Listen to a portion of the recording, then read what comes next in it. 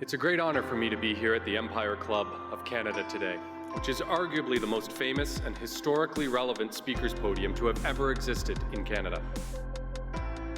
It has offered its podium to such international luminaries as Winston Churchill, Ronald Reagan, Audrey Hepburn, the Dalai Lama, Indira Gandhi, and closer to home, from Pierre Trudeau to Justin Trudeau.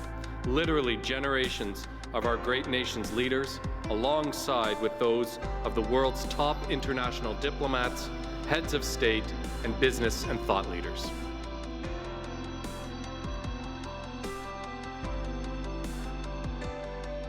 It is a real honor and a distinct privilege to be invited to speak to the Empire Club of Canada, which has been welcoming international diplomats, leaders in business and in science and in politics. And when they stand at that podium, they speak not only to the entire country, but they can speak to the entire world.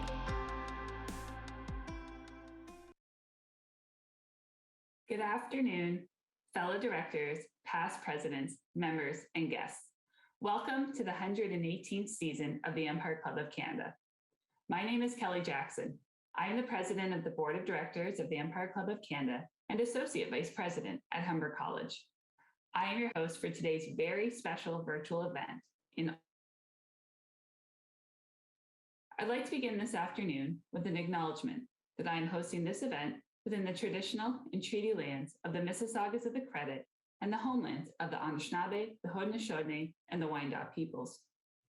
In acknowledging traditional territories, I do so from a place of understanding the privilege my ancestors and I have had in this country since they first arrived here in the 1830s. This past Monday, the important contributions made by First Nations, Inuit, and Métis veterans in service for Canada were recognized on Indigenous Veterans Day.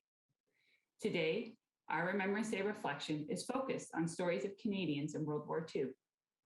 Over 3,000 First Nations members, as well as an unknown number of Métis, Inuit, and other Indigenous recruits, served in the Canadian forces during World War II. These volunteers were often forced to overcome many challenges just to join the forces, learning new languages, adapting to cultural differences, and many having to travel from remote communities just to enlist. Today, I am wearing both a beaded poppy and a traditional poppy as a sign of respect for the services and sacrifices of all soldiers and their shared history. I want to thank Lauraleen White-Eye, my colleague at Humber College, for sharing her talents and gifting me this beaded poppy. We encourage everybody tuning in today to learn more about the traditional territory on which you work and live. I now want to take a moment and recognize our sponsors who generously support the Empire Club and make these events possible and complimentary for our supporters to attend. Thank you to our lead event sponsor, the University of Toronto, which has several connections to the story of the Special Operations Executive and a deep tradition of honoring the sacrifices of the university community and its wartime heritage. There is a memorial plaque in the Remembrance Garden next to the Soldiers Tower on the St. George campus commemorating two of the heroes we'll hear about today. Thank you to our supporting sponsors, Our Glowing Hearts, who manufactured and supplied the LED maple leaf you see behind me, and who originated the Glowing Hearts LED window campaign honoring all frontline workers during the height of the pandemic. The Empire Club Foundation, with support from the Jackman Foundation, that has distributed a special teacher's kit to schools to support learning from this event. And the King and Empire Foundation, for their in-kind support and loan of the film clips from the documentary Secret Liberators that will be showcased today. And a big thank you to our season sponsors, Bruce Power, Canadian Bankers Association, LiUNA, and Waste Connections of Canada. We would also like to say a special thank you to the following individuals for their help in putting together this special event: Elizabeth Wilson, Nick Fox, David Bateson, Lynn Hodgson. I want to remind everyone participating today that this is an interactive event, and those attending live are encouraged to engage with our speakers by taking advantage of the question box. You can find it below your on-screen video player. We'll try to incorporate as many questions as we can. If you require technical assistance, please start a conversation with our team using the chat button on the right-hand side of the screen. And we also invite you to share your thoughts on social media using the hashtags that you will see displayed throughout the event. To those watching on demand at a later date, and to those tuning in on the podcast, welcome. It's now my pleasure to call this virtual meeting to order. I am delighted to welcome to the Empire Club's virtual stage, Nala Ayed, CBC's award-winning journalist and host of CBC Radio's Ideas, Gilbert Reid, writer and founding director of the King and Empire Foundation, and Norm Christie, author, historian, and founding director of the King and Empire Foundation. If you would like to learn more about our guests today, please scroll down below the viewer and you will find their full bios there. Tomorrow, on Remembrance Day, we will pause to remember those who have fallen in service for this country and to honor those who continue to serve. Today's event will tell the special story of the Canadian underground agents that were part of the Special Operations Executive, or SOE, and their role in World War II, defending freedom in Europe and beyond. Before we hear from our guests today, and to help set the scene, we're going to watch a short clip from Secret Liberators, a documentary produced by Peter Williamson, founder of the King and Empire Foundation. Can we roll the clip, please?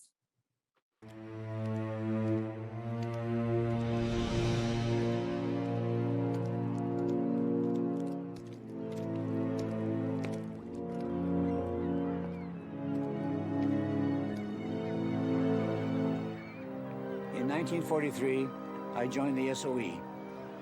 I was a secret agent. I was determined to get rid of the Nazis. They had conquered the whole of Western Europe. The least you could do is try and stop it. I was organizing resistance groups and creating all the trouble for the occupying forces that we could. Every minute when you're a secret agent is dangerous.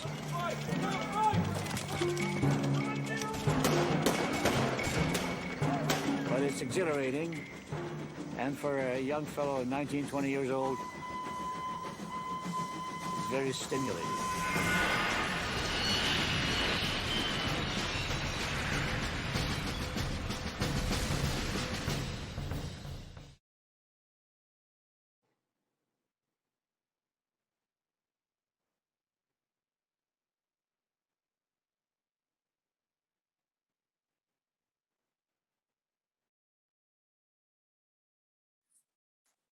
Good afternoon, everybody. Thank you very much for joining us. Apologies for that. Forgot to unmute myself.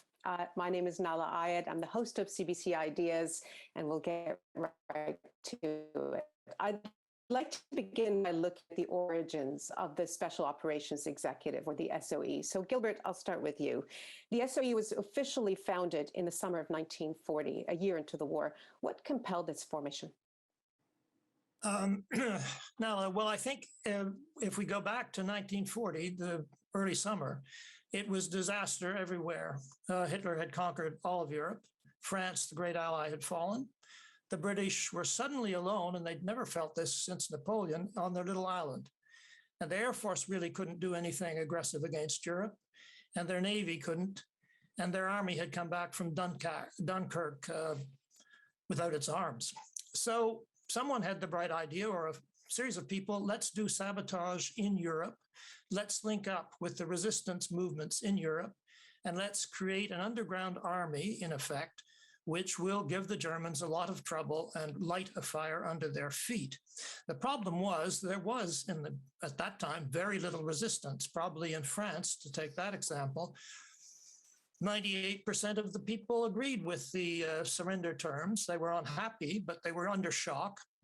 Their whole system of government had been decapitated. The army, the government, the bureaucrats, the big companies were all in favor of the armistice. So only a few people here and there were gathering together to resist the Nazis, all alone in small groups. And it was with those people in enemy territory that SOE had to link up. Mm-hmm. As you say, the idea there was a need to engage with resistance groups in occupied Europe. I was wondering if you could speak to why it was deemed necessary to engage with such local groups, especially at that point in the war. Well, I think it was faute de mieux because they didn't have a choice in a sense. And also, it was the only way they could see forward at that time because they were in no, the Allies, well, it was just Britain really and us, were in no position to invade Europe. But of course, the decision to set up SOE was really opposed. The top officials of the army didn't like it, and they didn't like the fact that women would be possibly sent in behind enemy lines as if, in effect, terrorists for the Germans, not protected by the Geneva Convention. They could be tortured, raped, and executed. Mm-hmm. And also the MI6, which was the intelligence service, they really didn't like SOE because spies want to spy. They don't want things to blow up under them or to make a fuss. And MI9, which smuggled downed pilots out of occupied Europe, they didn't like too much fuss either. They had their safe houses and they had their communications lines to get pilots back to England. And pilots were very important because it took much longer to train a pilot than to build an airplane. Mm-hmm. So Norm, as Gilbert says, Britain already had organizations that had covert capability. How would this secret army be different? What was their main task? Well, the issue with Churchill, of course, is he would never take no for an answer. So when they told him no, he wants to keep going. And he was also into the beau geste. And one of the big beau gestes was the spirit of resistance that he was going to bring to France. So this early stages in 1942, you have to remember different stages of the war. There's more chaos. There's fewer organizations. The original operations were done by Polish army who had escaped to the south of France. And the idea was that we're set Europe ablaze. So he was going to start parachuting in these people who would then join with local resistance and come up with a cell or réseau to take action against the Germans. Now, the idea was not to kill the Germans. The idea was to destroy transport, rails, industrial problems, locomotives. So they would parachute these, usually a Commonwealth guy, British guy, often what I would call a franglais, maybe an English guy that was brought up in France or a woman who was brought up in France. And they would parachute them in. They go locally, make contact with the resistance, who by this time had started to hook up with London, and develop plans. And they drop explosives to them, money, whatever they would require to try to get the operation going. And of course, every night they would have their broadcast coming from England, giving them their code numbers. So when your number came up, that means you're going to get a drop that night. And you had to go out and get it and bring it in. But it was very amateurish at this point. And the people they were getting ended up being fascinating people. And I don't even know how they got so lucky in recruiting such capable individuals. But these people certainly had a determination to fight the Nazis. Let's talk about those people. Now, not everybody, in fact, perhaps possibly most were not the kind of people who had a military background or any experience in this kind of work. So Gilbert, also, not all were British or even European. Can you give us a sense of who the recruits were and where some of them came from? Well, they were a varied lot, actually. There was Noor Inayat Khan, to take an exotic example. She was half Indian. She was the daughter of a Sufi mystic. She was born for some reason in Moscow in the Kremlin. And she was a writer of children's stories, which were broadcast on French radio. So she was a dreamer and a mystic. And she decided she wanted to join because she hated the Nazis, among other things, but she wanted to create a bridge between Indian and English people. And then you had professional soldiers from Canada, Guy Dartois, who was an expert soldier, and he came into SOE. You had a working class French girl, André Borel, who'd gone to work at 14, was a bit of a socialist, was a bit of a tomboy, and she got involved in nursing and then in helping pilots escape. And then she got involved in SOE. So you had a whole range of people. You had an English schoolgirl who was 15 when the World War started, Sonia Bhatt, who married Guy d'Artois, the Canadian, by the way, and she was eager to get into the war. She was in France when it broke out. She talked her way out of France and onto a ferry and back to England, and she was eager to do something which wasn't office work. So she asked her father what sort of adventurous work could be done, and he suggested something, and she went for an interview. And he said, apparently the next day, anything interesting happened, dear? And she said, no. And he realized that she'd been interviewed for the Secret Service, and from now on, she was going to be secretive. So you had women and men of all sorts of backgrounds. When you look at the vast range, and as you say, it was a vast range of backgrounds and disciplines that the recruiters had, what can we, I guess, conclude about the kinds of qualities that the recruiters were looking for, Norm? In other words, what is it that they all had in common? Well, all the people who volunteered for the Second World War, we were all volunteers. A very small number of conscripts actually ever went. They all saw this as a real crusade against the Nazis, and they all wanted to do something. When you interview Al Sirwa, I mean, Al, he'd been in England for a couple of years training because the Canadian Army really wasn't being engaged. He's the man we saw in the clip. Yeah, they were looking for French speakers. And at the early stages, they would use couriers because the system wasn't what developed, but couriers took a really long time. And then they needed radio operators. And that's really how some of these people got parachuted in, and maybe prematurely, such as Norianak Khan or even McAllister. They needed these people to run these systems. And then they wanted to expand the sabotage. Of course, all through France, you had these circuits operating. They were all run in small groups. They were all getting special messages from London. Agents would go in and out. They actually had operations where they would take them out by Lysander. They take them out by boat. So these guys would go back in all the time and start on a new circuit, and they would blow up whatever they could get their hands on, basically. They'd be supplied with the explosives. But they all wanted to get into the action. And of course, none of them ever thought they'd be caught. Although, of course, as we'll hear, many of them did. Gilbert, back to you for a minute. You mentioned Sonia d'Artois. Despite the fact that women were not yet permitted to be deployed behind enemy lines, there was an impressive number of women who were involved in the SOE. Why were they especially well suited to being SOE operatives? Women, I mean. Well, that's great. Yes, it's a good question. They were well suited because they were very meticulous, as some of the operatives said, and they were very careful, most of them. But they were well suited also because in France, if you were a young man or a middle-aged man, you were liable for forced labor in Germany, in effect. So if you were walking around a railway station or down a street and you were a fellow, you were much more likely to be stopped by the French authorities or by the Germans and your papers inspected. And they would say, well, why are you out and why aren't you in a factory in Germany? And they might ship you off to one. So the women were extremely useful. They were often, as Norm just said, they were couriers often, and then they became often radio operators, which was an extremely dangerous thing to do because the radios were big and clunky. They weighed about 30 pounds. You had to lug them around in a suitcase. You couldn't stay in one place very long because the Germans used radio direction technology to nail you down. Also, the tapping of the keys made a noise, so you had to make sure all your neighbors were safe.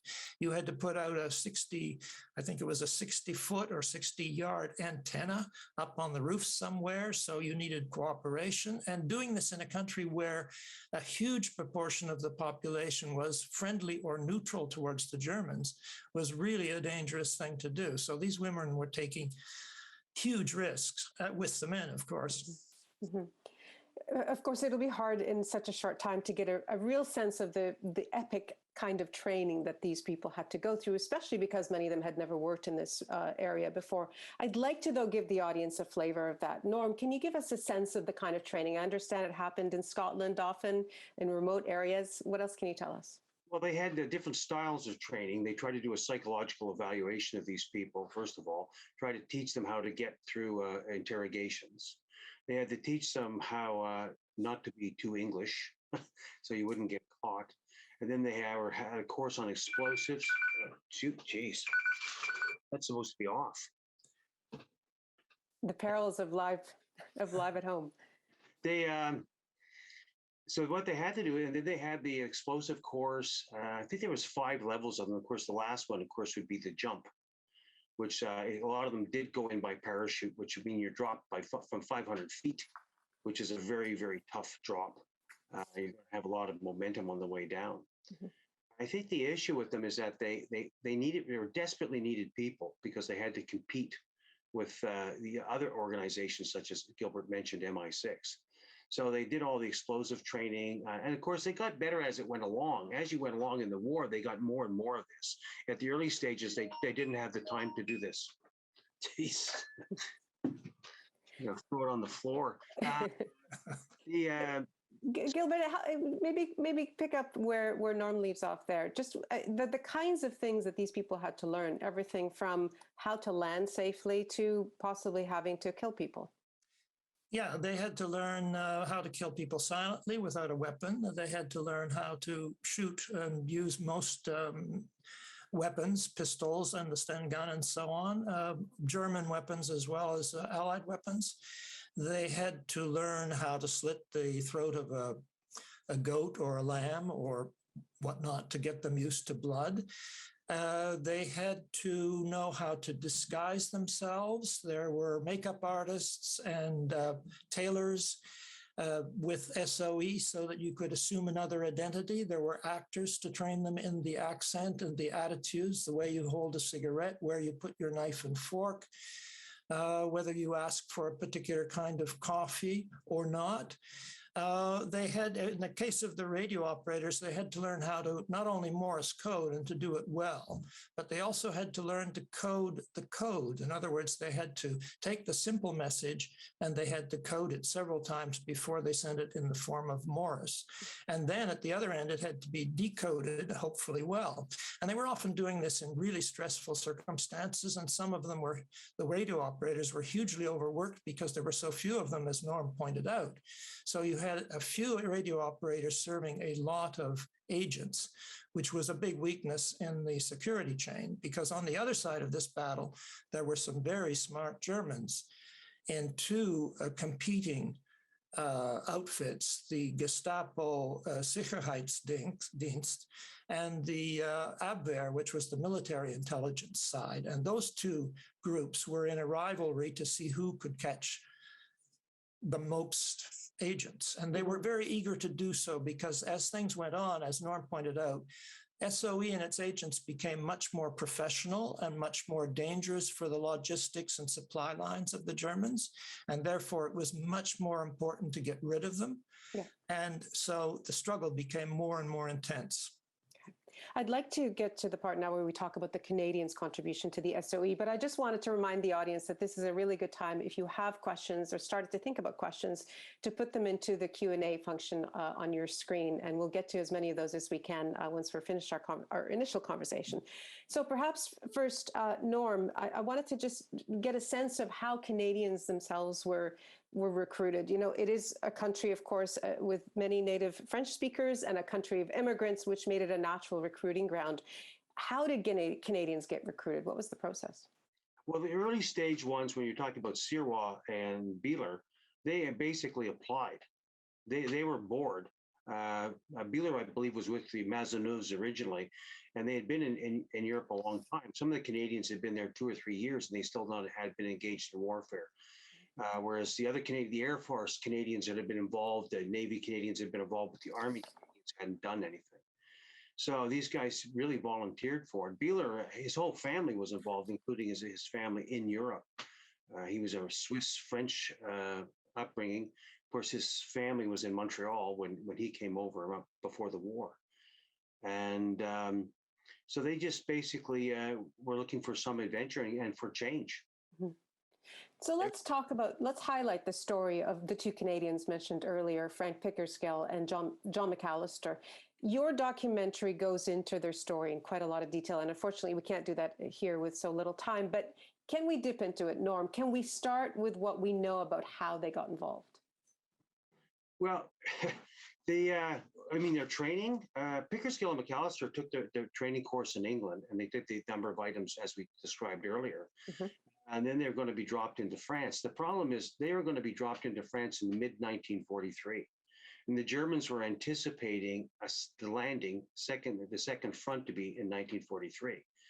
You also had the collapse of Vichy France when the Germans invaded Vichy France at the end of 1942. So now the Germans are all over the place, right? And these sabotage actions are picking up, and they're getting more and more of them. So now they're putting the squeeze on them everywhere, whether it was in Lyon, where they got Jean Moulin, or even further south near Orléans, where they got Pickersgill and McAllister.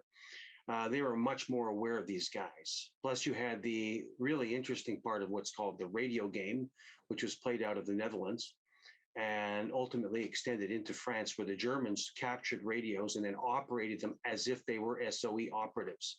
And they ran that program for about a year. They caught agents and money, and in fact, that's in the end, that's how Wheeler gets caught. But McAllister and Pickersgill are just going to go for their first drop, and they just happen to be very unlucky. They get dropped out. They get picked up by the agents, two very experienced French resistance. And of course, they're going through town. And of course, all the memoirs always talk about the first time you go through a checkpoint with fraudulent papers. I remember one guy described it as he looked like the man in the moon when he was going through there, because used to this thing. Must be terrifying, yeah. Fortunately, they were notified, or they were picked up. Didn't stand out properly, and of course, McAllister didn't speak French very well. That's the story that I was told. And in the end, they were taken in with a whole bunch of other local French guys into this small village, the Mairie, and the other two agents decided that they better go for it.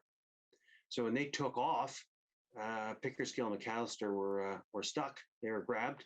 Ultimately, they captured the other two agents, and unfortunately, in the trunk, they found their radios with some of their codes.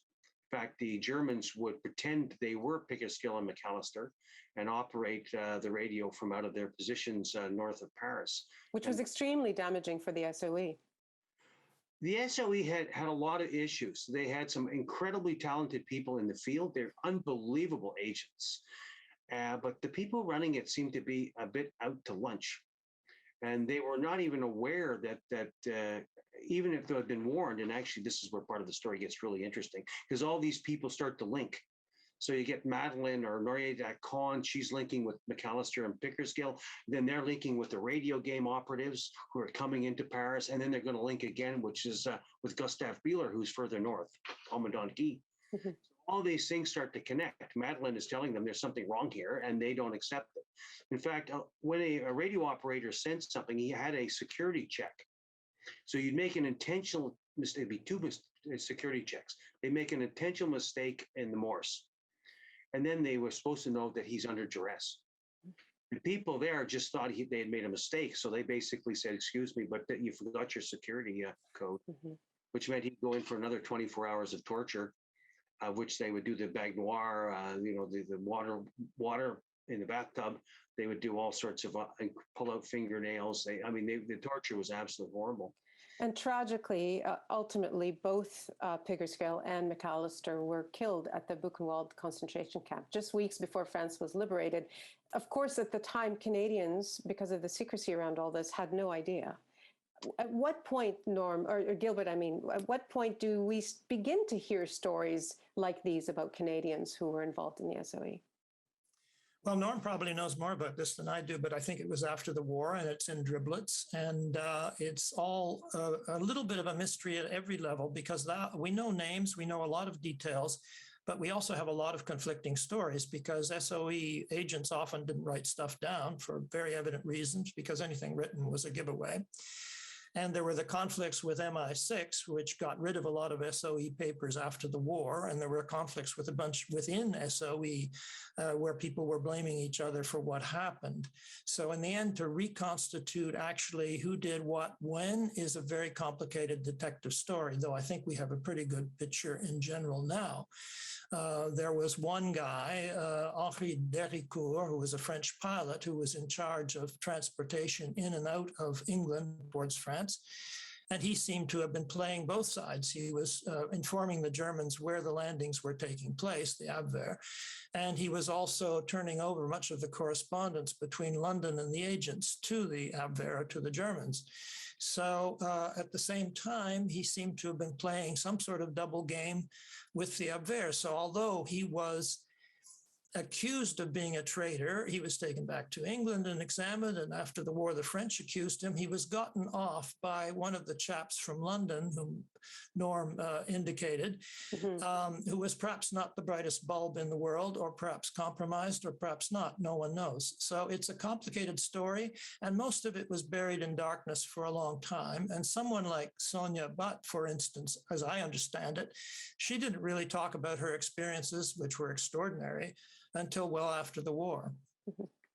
Basically, what happened was the SOE people just vanished. They went to try to find them in 1945, 46 under the Crowcast, which was searching for the Nazi war criminals and what happened to them.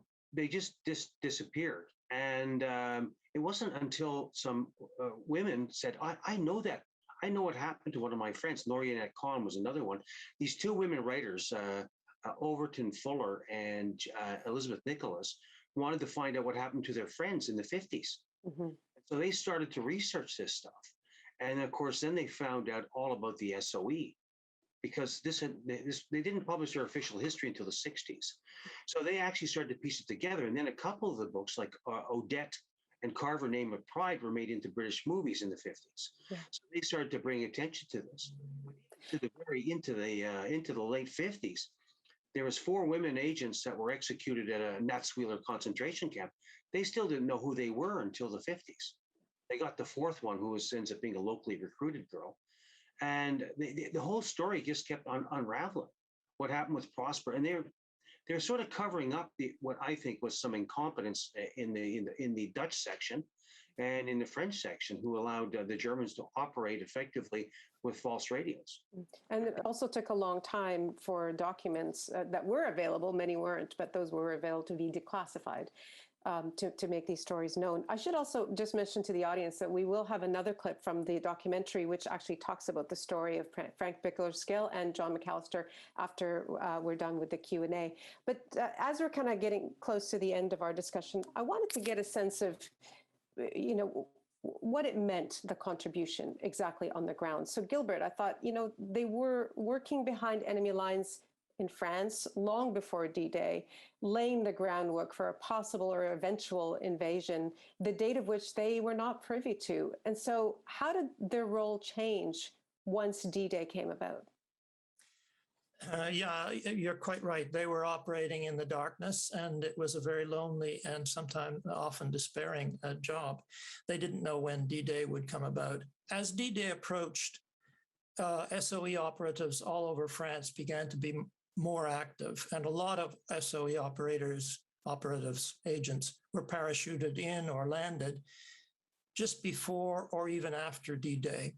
And their big job then was to disrupt German communications and transport, because landing 120,000 guys on a stretch of maybe 90 kilometers of beach and trying to keep them there in the face of panzer divisions would have been a very difficult proposition. So SOE blew up bridges, railway lines, mucked about with transport, destroyed trains, engines, all sorts of canals, all sorts of things, forced the Germans to go on the air when they were communicating instead of by telephone or telegraph. That meant that the British and Allies could catch the broadcasts and decipher them. There's one small example, which may be apocryphal, but it's in the official history. Das Reich was one of the most deadly German panzer divisions. It was near Toulouse in the south. And it got an order to move north and to oppose the landings. The tanks traveled on railway cars. The railway cars were attacked by some SOE agents. The oil in the cars, which made the wheels go round, that was changed into abrasive liquid, which froze up all the wheels, destroyed the cars. They couldn't be used. And then Das Reich had to travel across country a long way before it could get to another another railway link. And that took many days. And they were continually under attack by the resistance during that trip. And at the same time, they took revenge, which was horrible. One village, they killed more or less all the men. They herded the women and children into a church and burned the church, burning all of the people alive. Well, the agents of SOE who carried out that initial daring strike against the railway cars, it was a small group led by two sisters, teenagers. One was 16 and one was 14. So it was vast activity all over France. Yeah. And at the same time, something dangerous was going on. A lot of the resistance people wanted to rise up and occupy the territory and actually have a full battle with the Germans. Yeah. And that was not what SOE wanted them to do. SOE wanted them to sabotage the Germans, but not go into an open battle. So we speak about the effectiveness of what they did, if I may interrupt. Just how essential was the work of the SOE and the resistance fighters who you just mentioned in making that Allied advance a success? Is it possible to actually quantify the contribution? I think it would be difficult, but I think it was very important because sometimes the airstrikes couldn't neutralize what was going on the ground because of cloud cover. And so the much more targeted attacks by the resistance, SOE, and so on, that was very, very important. How to quantify it, it's very difficult, partly because everybody disagrees. You know, the Anglos and the Americans tend to say, oh, the resistance wasn't important. And the French tend to say, oh, it was fantastically important. And Norm, so you have a huge debate. I think it was very important, actually. And I think it was important for another reason, because it gave the French hope and it allowed for the rebirth of France as a great country after the war. Norm, did it ultimately do any good? Could the war have been won without the SOE? Well, it's a cumulative effect of everything. To beat the Germans, you had to spread them out as thin as possible and then pound the crap out of them. That's what the Russians learned as well. They were very, very hard to defeat. But the spirit of resistance is very, very important. It's not a bean counting operation. You have to get the people going. And that spirit, that soul, which is really what drives them, is very, very important. Now, the French had a lot of trouble with this after the war. And even when I was there, I lived there in the 90s, they were very reluctant to, and they want to play the resistance as the same thing as as D-Day. And what it is that they had so many collaborators, they embarrassed themselves. That's when you had the Klaus Barbie trial in the late 80s. You had, was it Papon and the other one who was the French milice, because a lot of the really bad people were actually French. And they never got over it. And I had a friend of mine whose father had gone to Buchenwald, and he talked about the issues, he was French, and about the issues about betrayal of their own people. This spirit of resistance is really what redeemed France, because remember in 1940, they failed miserably. So this brought them back, and it gave them a measure of cooperation with the landings and that. Now they did some damage. There's actually did, and what Gilbert's talking about is the slaughter at Oradour-sur-Glane.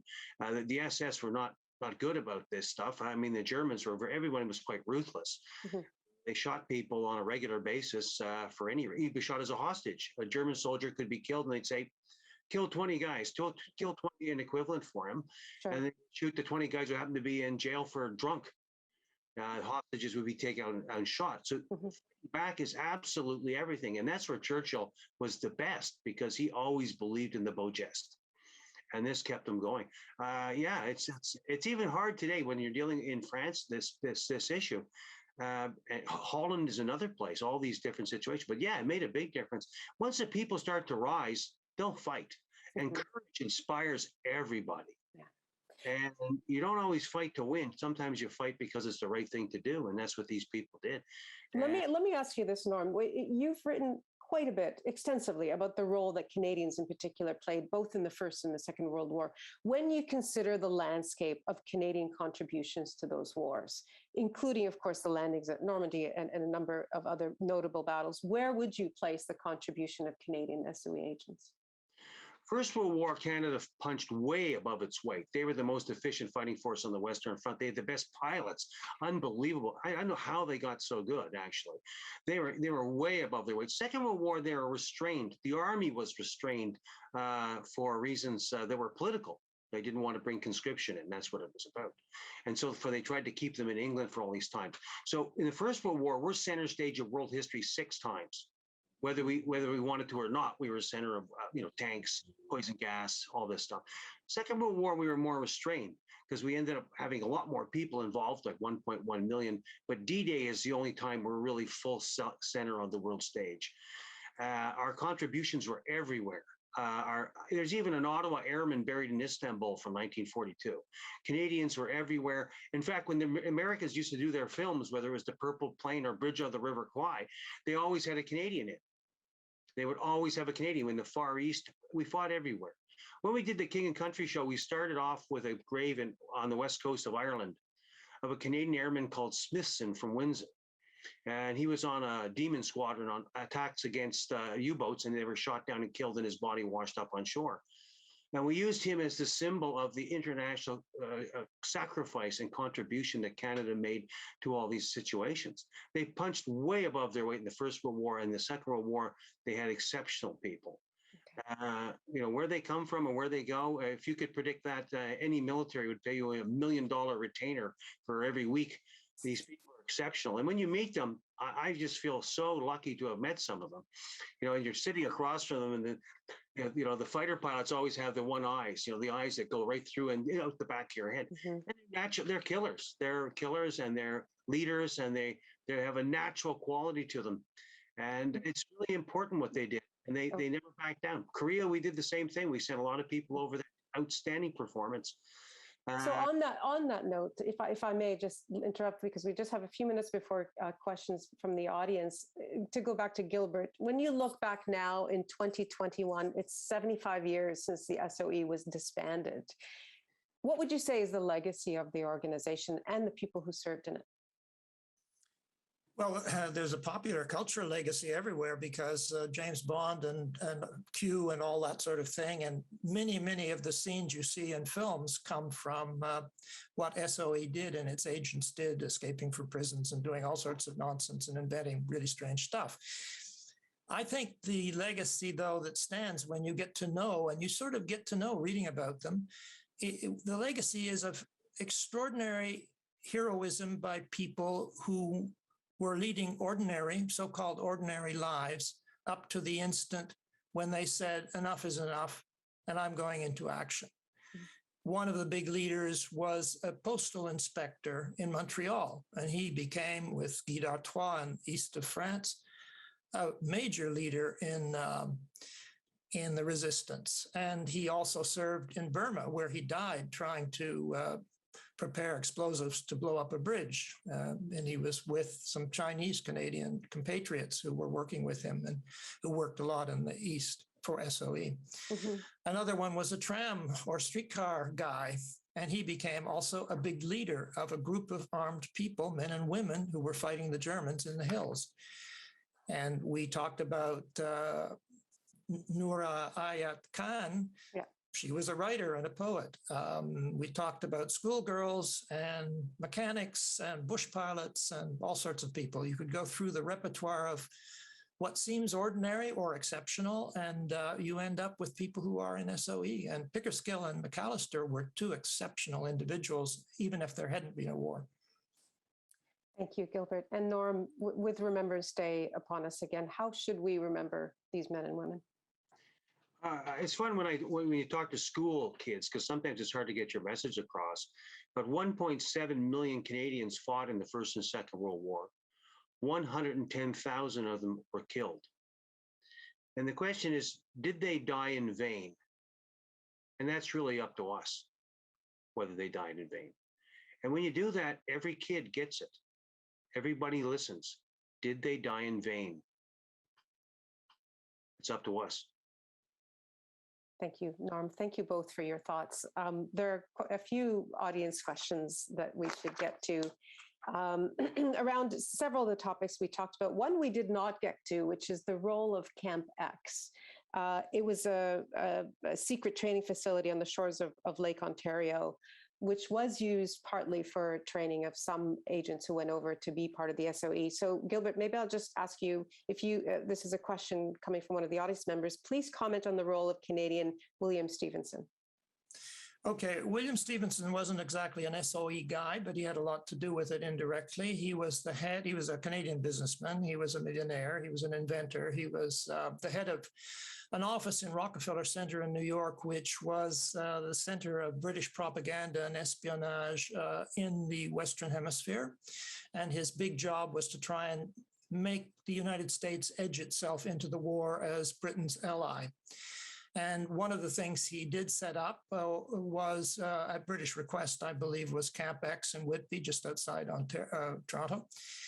And there were SOE and other agents were trained. And it was also a center for a thing called Hydra, which was the big radio telecommunications link by shortwave between Britain and the US for security reasons. So a lot of people were trained there, and they did the sort of thing that they did in the Scottish Highlands training for SOE. It was a useful center in the sense that it was close to Toronto, where you had a lot of people who were of Hungarian, Yugoslavian, Italian, and so on backgrounds. So if SOE needed people of a certain linguistic bent, they could ask Stevenson, who would ask Camp X, and Camp X recruiter would examine the local community to see if there were candidates, and there almost always were. So it played a spooky role. There's nothing there except grassland now by Lake Ontario. And one of the purposes was to train Americans, because the US was not in the war at that point, but they did want to train people secretly. So it was on the shore, so they could sneak across the lake. But the day it was opened was the 6th of December, 1941, and the 7th of December, 1941, a day that'll live in infamy, according to FDR, was the day the US was attacked by Japan and therefore entered the war. Wonderful, thank you. Here's a question for either of you who wants to tackle this is, what role, if any, did SOE play in the Dieppe raid? Are you able to speak to that? I never found any connection to the SOE to the Dieppe raid. John Keegan, the British historian, it's quite interesting with Dieppe because you get completely different views on it. Keegan thought it was the most harebrained operation in the Second World War, and of course Mountbatten thought it was the best thing since sliced bread. It's a situation where, you know, there was always agents operating in the area, but don't forget you're in the occupied territories at that point, you know, which is always interesting, that they had a lot more security. There's no evidence that they were forewarned, although they were at high risk. They were ready to go. But when you actually go to the beach and you look how big that beach is, you got 1,500 infantry and a handful of tanks. You're not going to get across the Esplanade. It was to me, it was courage can only get you so far. And boy, they just got clocked. They just got clocked. I don't think SOE, anybody in the French resistance or SOE, because they're separate, right? The French resistance is different than the SOE. Sure. There's a lot of different players here. They would have got some information to them, but there's even a small number of Germans at Dieppe. They weren't even well reinforced. They didn't have heavy guns. They didn't have guns that could even pierce the tanks. So I don't know of anything. Okay. Wonderful, thank you. Here's a third question from the audience. I heard that there's a kind of a fun one. I heard that there's a connection between the SOE and Ian Fleming, James Bond. Could you speak to that? I'll let Gilbert do that one. Okay.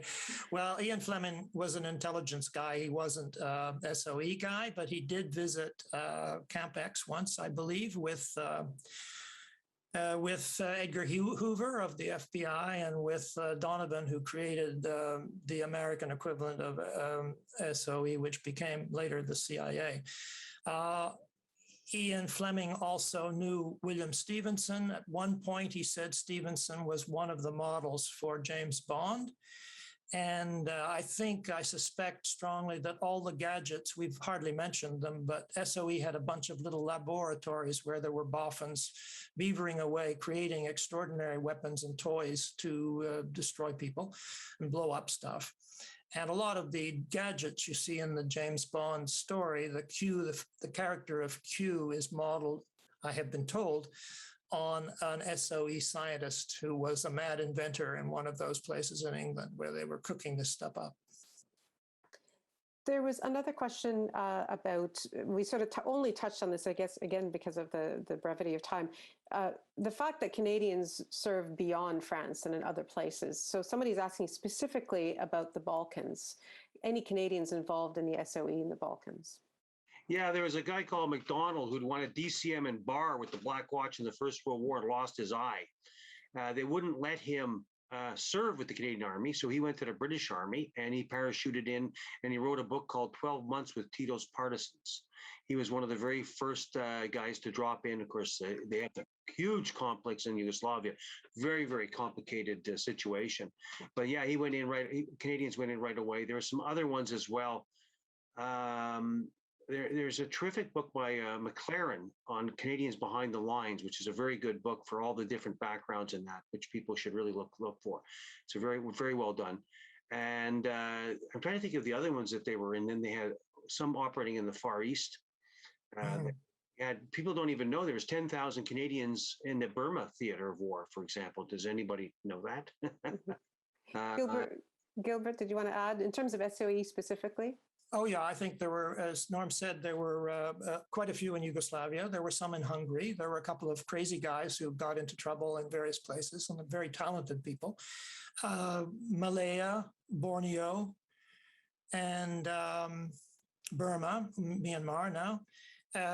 And usually out far west, there were a few Anglos. There were a lot of French-Canadian demolition experts and sabotage experts, and they were working with Chinese Canadians also in that area.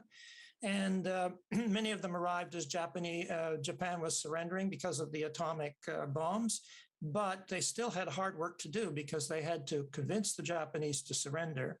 And then they had to convince the natives not to massacre the Japanese. So there was a lot of difficult work. And prior to the Japanese surrender, there was a lot of really sweaty work in the deep jungles. And that's where Jean-Paul Archambault was killed trying to preparing to blow up a bridge. Here's a question from Randolph asking, how many trained agents would the SOE have had in France at the height of their operations? And the follow-up is, how many sabotage events could the organization be credited with? Maybe Norm? There's more than 400 of their agents, but don't forget they would recruit French locals. So there'd be literally, 20 people in the circuit, not only just the guy who dropped in or his courier. Offhand, I can't tell you how many they did. Some were more successful than others. You got to remember, once the Germans started to put the squeeze on in 1943, mid-43, they started to round up a lot of these different units. They were very important. The French resistance, as I say, the heart and soul matter. It was huge into making sure the local populations don't give up hope. One more question about Camp X, which always piques the interest of listeners and viewers. Was Camp X on the shores of Lake Ontario a real training operation of importance, Gilbert? I think there were many more important ones in Britain, and there was a very important one out west, which the Chinese Canadians attended, I think, in most cases. And Camp X probably trained about 500 people. The one out west, I think, about 1,000. But Camp X was important because some key guys came out of it, and it was also important as an intelligence and radio center as well. And it was located on the lake, partly so the Americans could sneak across the lake, and partly for very good broadcasting quality, doing shortwave towards Britain. We only have about a minute left, and we've only highlighted just a few names of Canadians that are worth remembering and talking about. There are so many others, and we just don't have the time to get to them. But can you each just name one other Canadian SOE agent and tell us very briefly what it is about them that keeps their memory alive for you? First, Norm, and then Gilbert. 1 minute. I'm trying to think of some of them just disappeared. No, I can't think of one, to be quite honest. No problem. Yeah, commemorated, eh? Everybody who died commemorated. Well, I'll name one of Norm's favorites. That is, and then I'll name another one. One is Guy d'Artois, who was an extraordinary professional soldier and married another agent. But the other most exceptional guy, who was sometimes named the bravest, was Gustave Bieler. He was in the north of France. He survived a long time, and then he was betrayed with his radio operator.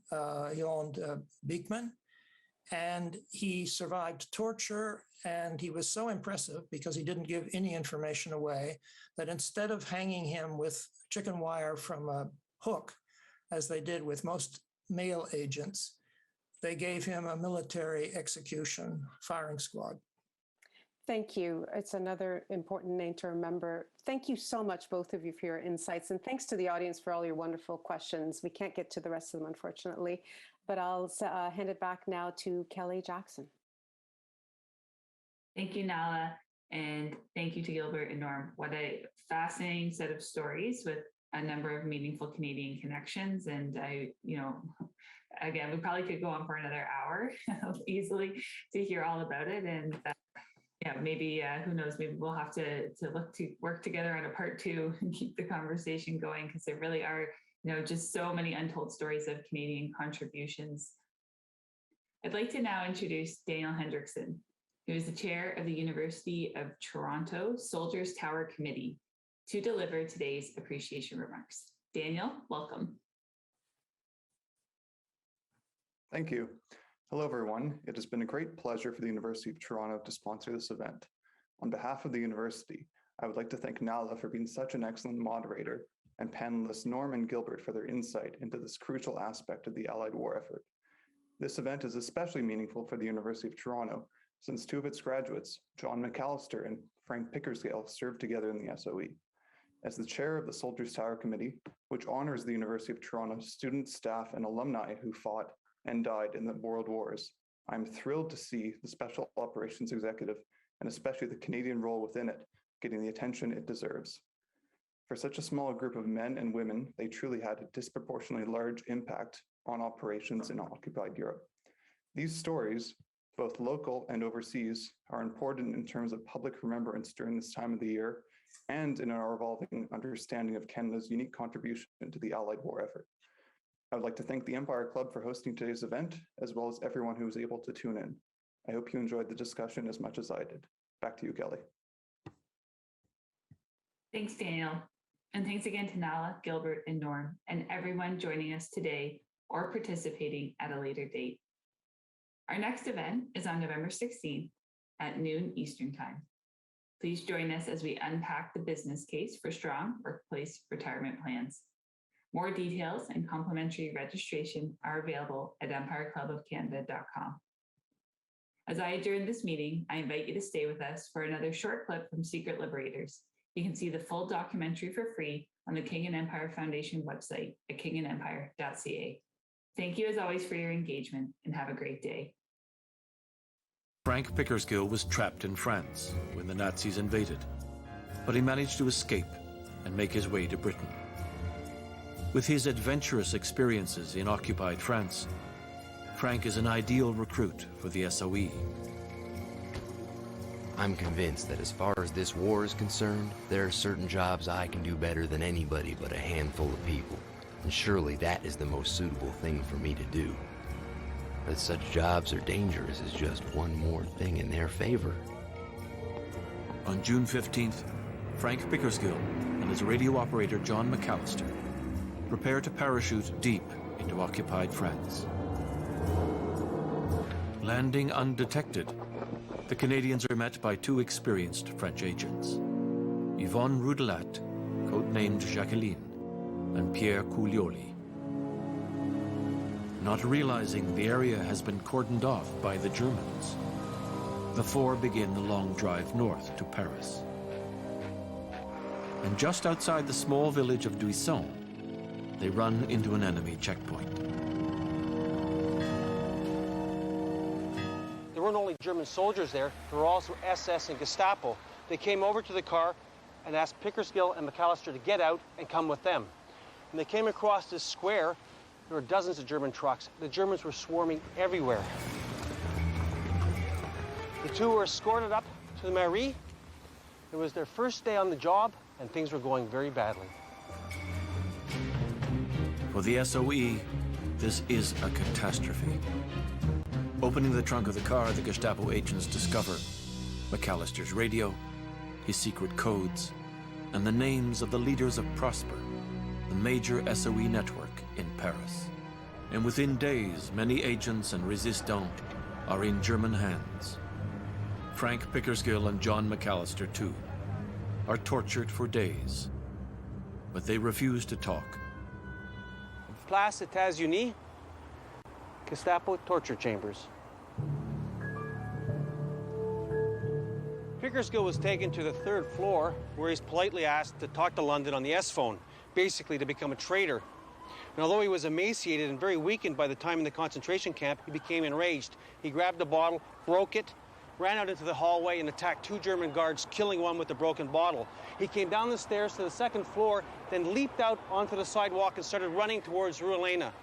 The German guards started shooting at him and hit him 4 times. And he stumbled and fell.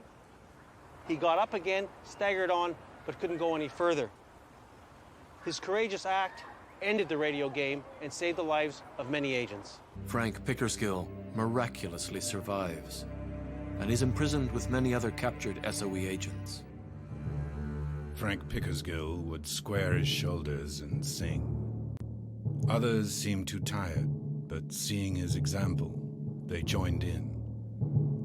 He was always trying to keep other people's spirits up. Over the camp loudspeaker came the announcement. Achtung! Achtung! The following prisoners from Block 17 must report to the tower immediately. McAllister, Rationman, Pickersgill, in all, 16 of our comrades. The men were escorted from the clock tower to this building, which is the crematorium, and they knew what that meant. They were going to be murdered. They stood around in this room and watched as each of their friends would be put up on the ladder with a piece of piano wire around their neck and hung from these hooks like a carcass. It must have been terrible as one by one, each of their friends were put up and suffered, and then they had to wait their turn. These were very brave men, and they deserved a far better fate. And so died Frank Pickersgill, John McAllister, Romeo Sabarin,